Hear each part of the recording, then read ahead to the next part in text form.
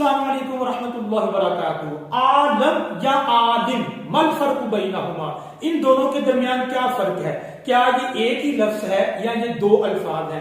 बाद लोग आलिम को आलम बोल देते हैं और आलम को आलिम बोल देते हैं। इसका मतलब ये हुआ कि आपके लिए ये फर्क जानना जरूरी है कि आलम किसे कहते हैं और आलिम किसे कहते हैं।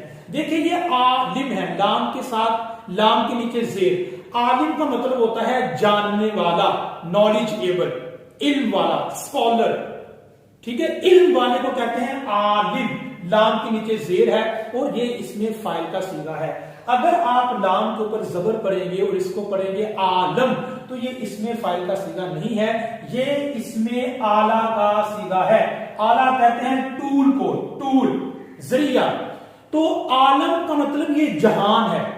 तो इस आलम को आलम क्यों कहा जाता है? इस वजह से कि इस आलम के जरिए हमें अल्लाह ताला की मारिफत होती है, इस जहान के जरिए हमें अल्लाह ताला की मारिफत होती है। तो ये आलम, ये जहान अल्लाह ताला की मारिफत का जरिया है।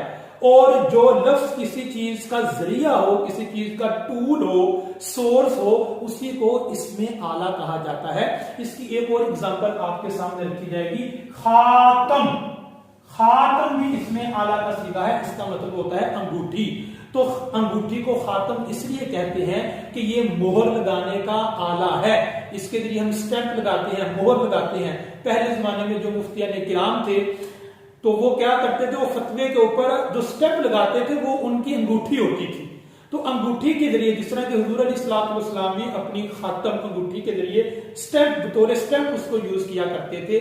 तो अंगूठी के जरिए चूंकि मोहर लगाई जाती थी और वो मोहर लगाने का जरिया था, इसलिए उसको खातम कहा जाता है। तो आलम भी इसमें आला का सीगा है, खातम भी इसमें आला का सीगा है, जबकि जो आलिम है ये इसमें फाइल का सीगा है।